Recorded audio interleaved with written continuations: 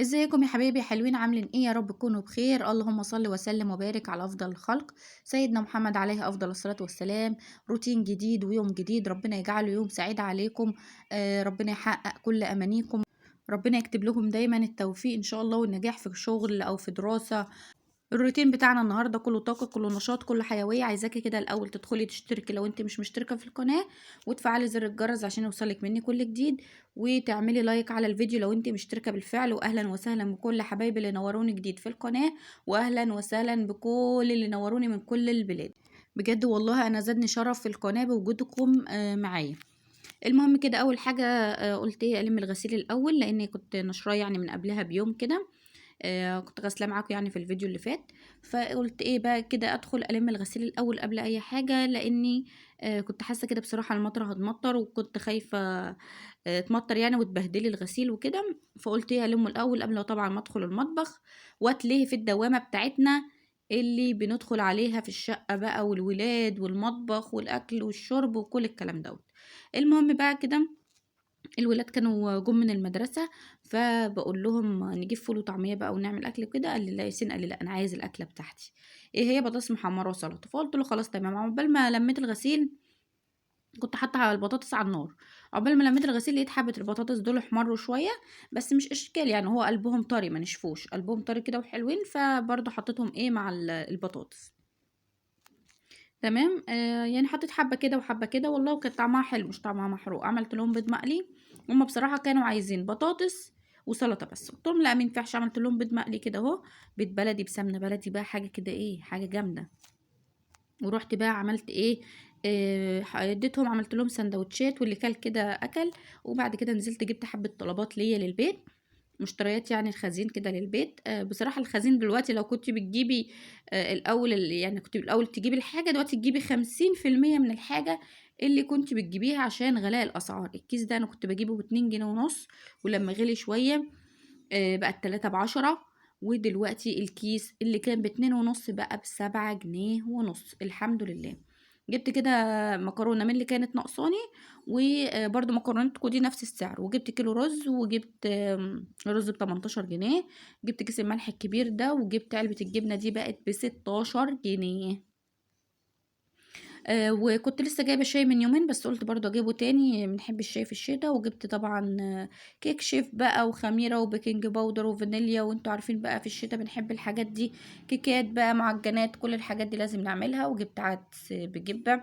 المهم يعني عايزة اقولك كده اني بصي انا مبشربش كوفي ميكس كتير، بس جبته كده ايه مرة على نفسي. وده كريم جانتيه جبت ب10 جنيه. قلت ايه اعمل بيه اي حاجه كده بسيطه للولاد. طب هنعمل ايه بقى دلوقتي في ارتفاع الاسعار دوت، وهنشتري حاجاتنا ازاي ونظبط حاجاتنا ازاي؟ كل حاجه غليت وبقت الضعف واكتر كمان من الضعف. طب هنظبط نفسنا ازاي؟ هقول لكم. دلوقتي انا خدت ميزانيتي او مصروف البيت يعني، وعملت ايه. اول حاجه انا ميزانيتي ميزانيه اسبوعيه، ودي من احلى الميزانيات، ولا ان هي تكون يوميه ولا شهريه. الاول بس عايزه اقول لكم ان كيسين المكرونه دول كانوا عندي من التومين وكده، فقلت بقى لما جبت الحاجه فقلت ارص الحاجه كده. انا المكرونات اللي بجيبها بكياس كده مقفوله، انا مش بفضيها في علب. انا بفضي لما يكون في حاجه فاضيه في كيس، حبه في كيس كده بفضيهم في علبه. جايبه الرز مثلا سايب، شعريه سايبه كده. لكن الحاجات اللي هي بكيسها انا بسيبها بكيسها زي ما هي. بحب يعني كده احسن. المهم الحاجات دي كلها احطها بقى في علبها واظبط الدنيا، واقول لكم انا عملت ايه في الميزانيه بتاعتي. والله العظيم انا كانت الفلوس معايا في الشنطه، وقاعده كده هو عايزه انزل اجيب حاجات للشقه، بس خايفه من الاسعار، لاني عارفه طبعا الاسعار بقت الضعف. طب هنعمل ايه؟ ما هناكلش، ما هنشتريش، ما هنجيبش، لا ما احنا مضطرين نجيب لبيتنا. طيب انا دلوقتي جيت بقى قلت اعمل ايه. انا ميزانيتي دلوقتي ميزانية اسبوع، فهجيب الحاجة اللي هتكفيني اسبوع. ما هبصش بقى للحاجة اللي هتكفيني شهر، لا اللي عايزة الحاجة دي تكفيني مش عارف 15 يوم ولا 10 ايام حتى. يعني الاول انا كنت بجيب ميزانيتي كانت ميزانية برضو أسبوعية، بس كنت بجيب الحاجة يعني بصراحة تكفيني 10 أيام. دلوقتي لأ خلاص، الحاجة يدوب هتكفيني أسبوع، وممكن أحتاج كمان لو استخدمت من الحاجة دي كتير. المهم أنا كان جبت كيلو رز وكان عندي نص كده، فقلت افضيهم في علبتهم. فاكرين لما كنت بجيب شكارة رز؟ دلوقتي بقيت بجيب بالكيلو وبالنص كيلو كمان رز، لاني لازم امشي نفسي. كنت بجيب والله شكارة الرز من حد كنت اعرفه، وكنت بدفع له ثمنها على مرتين او ثلاثة، وكنت قايله قبل كده في فيديو. لكن دلوقتي طبعا سعرها غالي وما بقاش فيها وفر. الاول لما كنت بجيبها كان بيبقى فيها وفر. المهم ودخلت كده المطبخ الأول قبل ما انزل السوق، شُفت أنا عندي إيه وما عنديش إيه، وشُفت أنا كان بقى لي آمم وقت قد إيه أنا ما عملتش فيه الأكل مثلًا حاجة معيّنة، فخلاص إن الأسبوع ده قُلت خلاص بقى الأسبوع ده مثلًا هنعمل كشري، تمام. بقى لي كتير ما عملتوش، طيب يبقى هاجيب إيه، حاجة الكشري، كده أنا هاجيب مكرونة. المكرونة سباكيتي عندي، وهاجيب مكرونة من الصغيّرة اللي هي التحمير. آمم طيب وهاجيب إيه، عدس بجبة. فالعدس بجبة لو كنتِ بتجيبي نُص كيلو هتجيبي طبعًا ربع كيلو، لو كنتِ بتجيبي ربع كيلو هتجيبي تُمن كيلو. وطبعًا نخلّي بالنا كويس جدًا، جدًا، نعمل الأكل على القد عشان ما يفيدش. أنا بصراحة لمّا الأكل عندي بيفيد باحطه للفراخ، ومش معنى إنه بيفيد يعني باعمل كتير ويفيد عادي ارميه للفراخ، لأ. قصدي اللي بيفيد مثلًا حاجة كده، حبّة من الولاد، حبّة كده، طبق خدنا منه، يعني كان فاضل طبق وفضلوا حبّة صغيّرين بس. لكن باحاول أعمل كل حاجة على القد عشان خاطر ما فيش حاجة تترمي، وكل حاجة غالية زي ما أنتم شايفين. المهم كتبت كل الحاجات اللي ناقصاني، وهاعمل أكل إيه الأسبوع اللي جاي وكده، أو في خلال الأسبوع اللي إحنا فيه دوّة. كمان مع إغلاء الأسعار ما تقعديش بقى تجيبي حاجات وتشيليها وتقولي أنا عايزة أجرّب الأكلة الفلانية الجديدة، وعايزة أجرّب الأكلة الفلانية. لأ، ما تجيبيش بقى حاجات كتير. عايزة تجرّبي يبقى هي هتجرّبي حاجة، أكلة جديدة تجرّبيها. يعني مثلًا إيه، ما تجرّبيش أكلتين في شهر واحد، لأ جرّبي أكلة واحدة على مدار الشهر. ماشي، على مدار الشهر مثلًا أكلة واحدة أو أكلتين بالكتير. طبعًا عشان لمّا بتيجي تجرّبي كده فبتجيبي بقى الحاجة وتكلّفي نَفْسِك، لأ جرّبي. وكمان لمّا تجرّبي، جرّبي إيه، حاجة بسيطة كده، يعني ما تعمليش مثلًا حاجة مالية صينية كبيرة وبعد كده ما تعجبش جوزِك وولادِك، وبعد كده يقولوا لِك لأ مش حلوة، فتزعلي عليها وتزعلي على المصاريف اللي أنتِ صرفتيها عليها، وتقولي يا ريتني كنت جِبت حاجة مفيدة أحسن. لأ جرّبي الكمية منها تكون بسيطة عجبتكم، خلاص بعد كده هتعتمدي على الأكلة دي وتستخدميها على طول.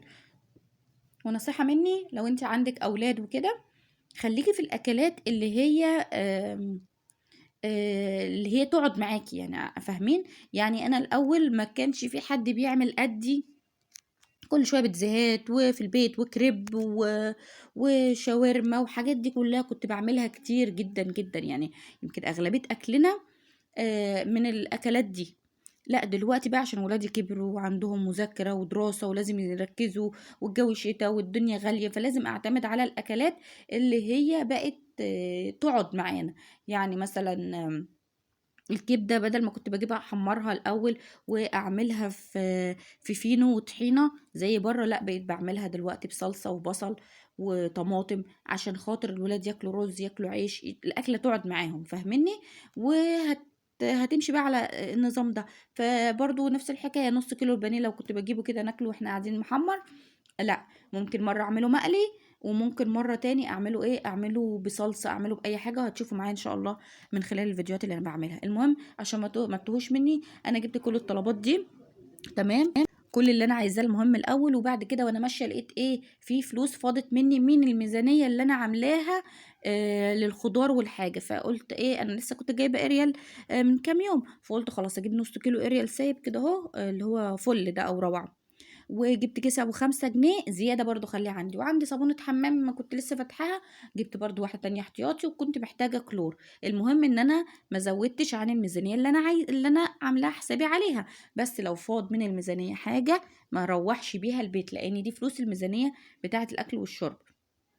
وطبعًا بيبقى في ميزانية تانية بنخلّيها طبعًا على جنب كده، لو مثلًا حد من الولاد تعب مثلًا أو هتجيبي حاجة وكده.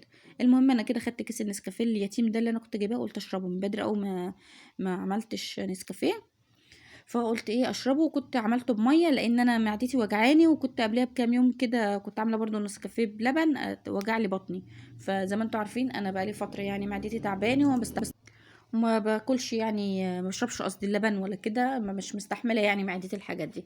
المهم البصل الأخضر أنا جبته عشان خاطر إحنا يعني بنحبه في الشتا وكده، وجبت اللفت ده. لما تجيبي لفت هاتي اللفتاية الحمرا تمام عشان تبقى حمرا معاكي. وجبت بطاطا وجبت كل الحاجات اللي انتوا شايفينها دي. جبت كيلو ونص طماطم ب10 جنيه، قلت عشان السلطة.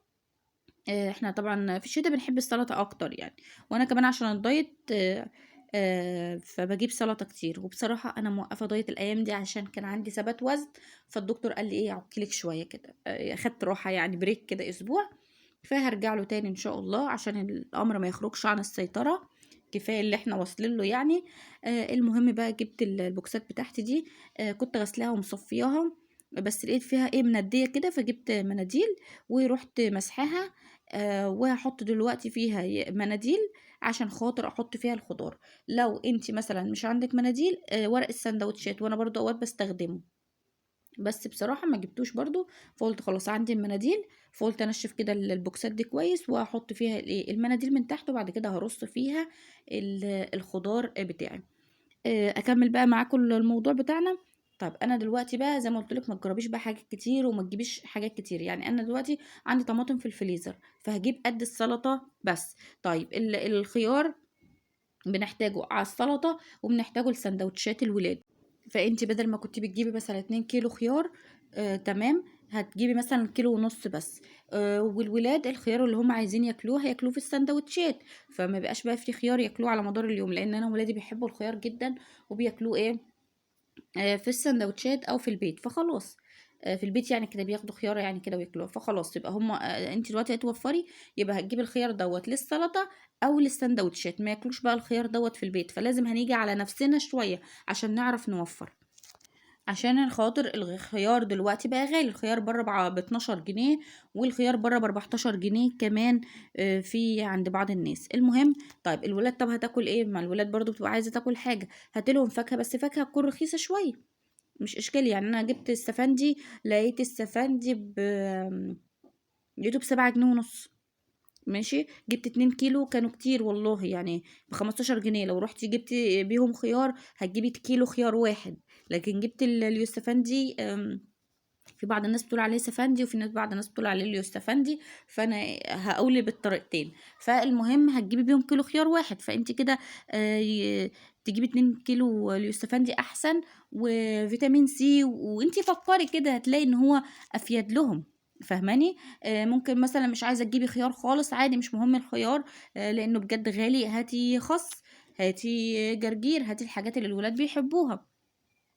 فدوت هيبقى حلو. ممكن تجيبي كيلو خيار واحد بس للسندوتشات، والباقي كله هاتي خس مثلا ب5 جنيه هيديكي كتير. فاهمني؟ المهم ان الطماطم ما بغسلهاش، والخضار ما بحبش اغسله لان بصراحه صلاحيته بتنتهي بسرعه او بيموت بسرعه. بس الطماطم كانت مش عارفه منديه كده في الشنطه، فمسحتها عشان خاطر الميه اللي هتقعد في الخضار وانت حاطاه في التلاجة فهيبوظ بسرعه. الجزر ده بقى، انا لقيت الجزر بقى بكام؟ لقيت الجزر ب8 جنيه، رحت جبت نص كيلو ب4 جنيه. الجزر بقى احنا ولادي بيحبوا ياكلوه. ولادي ما بيحبوش عصير الجزر، ما بيحبوش الجزر مبشور على السلطه ولا في الرز البسمتي ولا في الحاجات دي. فانا لو دخلته في الرز البسمتي مره كده يبقى كل فين وفين. تمام تمام. وكمان لما يكون مثلا حد جاي لي عزومه ولا حاجه يعني كده. لكن جزر انا بجيبه لهم ياكلوا نص كيلو ب4 جنيه، احسن ما كنت اجيب خيار، او احسن ما اجيب حاجه تكون فاكهه غاليه. فانتي هتمشي على النظام دوت. هنا الفلفل الالوان جبت ربع كيلو بس ب5 جنيه. انا عندي فلفل الوان من بدري كنت جايباه في التلاجة، جبت ربع كيلو ب5 جنيه. قلت مثلا مره اعمل شاورما، اعمل حاجه كده، احط ايه، احط عليها، احطه على بيتزا، على اي حاجه. ما جبتش نص كيلو زي ما كنت بجيب الاول ب10، فجبت ربع كيلو بس، على قدي وعلى قد ميزانيتي. ما كانش معايا فلوس اجيب فلفل رومي، جبت فلفل حراق، قلت عشان جنب البتنجان. كمان شو لو كنتوا شفتوا في اول الفيديو انا الراجل بتاع الخضار تحت. بص الخضار ده انا جبته من السوق، وجبته من بتاع الخضار اللي تحت البيت. جبت حبه من هنا وحبه من هنا. بتاع الخضار اللي بيجي تحت البيت ده اداني حبه بطاطس على بعض كده اهو، قال لي تاخديهم على بعض. فقلت له طب ما البطاطس يعني عارفه ان هي يعني مش رخيصه قوي. فقلت له طب بكام هي بره عندنا في السوق يعني ب10، وهو قال لي انا ببيعها ب8. قلت له طب تمام. قال لي تاخديهم على بعض وريحك في سعرهم، قلت له ماشي. هتديهم لي بكام من هنا لهنا؟ راح مديهم لي بكام؟ ب6 جنيه الكيلو. يبقى انا كده وفرت على الكيلو 2 جنيه. وجبت شروة بطاطس، طبعا هعمل منها بطاطس صينية، وهعمل منها بطاطس طبيخ، وهعمل منها مسقعة، وهعمل منها بطاطس مسلوقة وبطاطس محمرة. وانتوا عارفين في الشتا ده يعني البطاطس المحمرة بقى ما اقولكوش بتبقى كتيرة والله، عنا على الزيت. طبعا الزيت عندك قليل، هتعمليها طبعا مسلوقة وتغير لهم في شكلها وطعمها، مرة بالبيض مرة بالكمون، وتنوعي فيها. يعني انا مش عايزه اكون رغيت كتير، مع اني عارفه الفيديو طويل، بس بجد ببقى عايزه اتكلم معاكم كتير وادي نصايح كتير من اللي انا جربتها. المهم شروه البطاطس دي انا وفرت على كل كيلو 2 جنيه، انا كده احسن لي، وكان الراجل تحت البيت، وايه البطاطس عندي وهعمل منها حاجات كتير. المهم وكنت جايبه شنط زباله. شنط الزباله دي مهمه جدا عندي، عزكم الله طبعا، لاني بصراحه بلم من الباسكت ده للباسكت ده، باسكت الحمام وباسكت المطبخ وباسكت الاوض، ابص الاقي الشنطه الصغيره مش مكفيه، فايه الشنط دي احسن بصراحه الم فيها الزباله كلها مره واحده. ومسكت البصل كده اهو، نضفته وقشرته خالص، والحاجات اللي خرجتها منه دي اللي انا حطيتها في شنطه دلوقتي مش هرميها، هطلعها للفراخ بتاعتي فوق. البصل ليهم حلو جدا والثوم والحاجات دي. فانا دلوقتي خدت البصل ده هحطه للفراخ، والبصل اللي انا نضفته النضيف هحطه كده في كيس واحطه فوق الباسكت بتاعتي، اللي هو البوكسات قصدي، واحطها فين؟ في التلاجة. لو انتي تلاجتك البرودة بتاعتها بطيئة ومش شغالة كويس ما تحطوش في شنطة، لكن في الشنطة لا يعني الحمد لله تلاجتي كويسة، البرودة بتاعت التلاجة هتوصل لجوه الشنطة كمان، فيقعد معايا أطول فترة ممكن. تمام. المهم كده لميت الحاجة وحطيت حاجتي كلها في مكانها وظبطتها. والله يا بنات أنا أه بحب جدا أفتح ضلفة المطبخ ألاقي عندي حاجات أكل وشرب، أحب أفتح التلاجة ألاقي أكل وشربي، لكن ما أحبش أفتح المحفظة ألاقي فلوس والله العظيم. يعني الفلوس طبعا مهمة، لو حد يتعب حد كده بتدفعي إيجار، بتدفعي نور، بتدفعي غاز، بتدفعي أي حاجة. الحمد لله أنا ما بدفعش إيجار يعني، الحمد لله ربنا يوسع على الكل يا رب ويرزق الكل. بس قصدي يعني في ناس كتير، انا بتكلم على جميع الناس اللي بتسمعني، فربنا يوسع على الكل. فالمهم قصدي ان الفلوس طبعا مهمة في حاجات، بس الرزق والخير والبركة ان انت اي وقت مثلا بالليل الساعة 12 بالليل ولادك قالوا يا ماما جعانين، هتنزلي تجيبي. طيب بيتك موجود، هتخبطي على حد؟ لا بيتك موجود، فهتلاقي الحاجة عندك للولاد، هتديهم كل حاجة. انا مثلا الميزانية بتاعتي مكان الجبنة غليت، طيب جبت ايه؟ بدل ما كنت بجيب العلبة النص بقيت بجيب العلبة الربع، بدل ما كنت بجيب نوعين جبنة بقيت بجيب نوع واحد، بدل ما كنت بجيب حلاوة طحينية وجبنة بجيب نوع واحد. اللي جبنة حلاوة طحينية مرة تاني مثلا يكون معايا فلوس هجيب لهم حلاوة طحينية. فهمتوني؟ انا بمشي الميزانية كده، بيتي يكون مليان، بس الحمد لله بتكون كل حاجة على القد اللي يمشي بيه النهارده، غير ما يمكن ربنا بكره يرزقنا، اكيد بكره ربنا هيرزقنا مش يمكن، ربنا عنده كتير وربنا بيدي، ربنا بيوسع على الكل. وعايزه اقول لكم قبل ما كنت رحت السوق، والله العظيم انا نازله من السوق عماله اقول يا رب استعنت عليك، يا رب يسر لي الحال، وانا ماشيه في الشارع بصلي على النبي كتير، بستغفر كتير، قبل ما بمسك الفلوس واطلعها من الشنطه بسمي، قبل ما بجيب اي حاجه بقول يا رب ساعدني ويا رب عيني، عشان غلاء الاسعار. اقسم بالله انا ماشيه وجبت حاجات كتير انا ما كنت متصوره ان انا هجيب كل ده، والله العظيم ما كنت متصوره هجيب كل ده، بس كله ببركه ربنا، كله برزق من ربنا، كله بمساعده ربنا. مهما الحاجه غليت ربنا هيساعدنا. ستات البيوت بتعرف توفر، ستات البيوت بتعرف ازاي تمشي بيتها بأقل الإمكانيات، بتيجي على نفسها شوية، بس ربنا بيساعدها عشان احنا خارجين من بيتنا متوكلين على ربنا ان ربنا يرزقنا ويساعدنا، لان احنا دايما بنبقى واقفين جنب اجوازنا، وبنحب يعني نعمل لولادنا كل حاجة، ربنا هيساعدنا ان شاء الله. تمام. احنا مش من الستات اللي بنقف كده ونقول جوازنا ما بيدوناش ما بياكلناش ما بيشربناش، لا، احنا مهما كانت الحاجه معانا قليله بنحمد ربنا، لان اللي بيبقى مع جوازنا هو اللي بيديهولنا، ما بيحوشوش عننا حاجه، فالحمد لله الواحد بيتوكل على الله. فالمهم كده جيت على بالليل، انا كنت جايبه لهم اعمل لهم بطاطا، بصراحه ما عملتهاش ولا هي ولا اللفت، فجه ولادي قالوا ايه يا ماما عايزين حاجه كده ناكلها، وكنت تعبت قوي على مدار اليوم ورحت السوق وجيت، ويوم السوق ده اليوم بيضيع بصراحه، فقلت لهم خلاص تعالوا هاتوا ايه فطير، ما جاتش على يوم، وجبت لهم كده فطيرتين سخنتهم وحطيت لهم عسل اسود، ورشيت عليه سمسم. اول مره احط عليه سمسم بس كان حلو جدا جدا بصراحه. طبعا انا موقفه دايت الايام دي، وعايزه اقول يا خال يا عوض ودوني لدكتور الدايت، لان كده الدنيا باظت خالص. كده اكون خلصت معاكم فيديو النهارده. يا رب فيديو النهارده يعجبكم. السلام عليكم ورحمه الله وبركاته.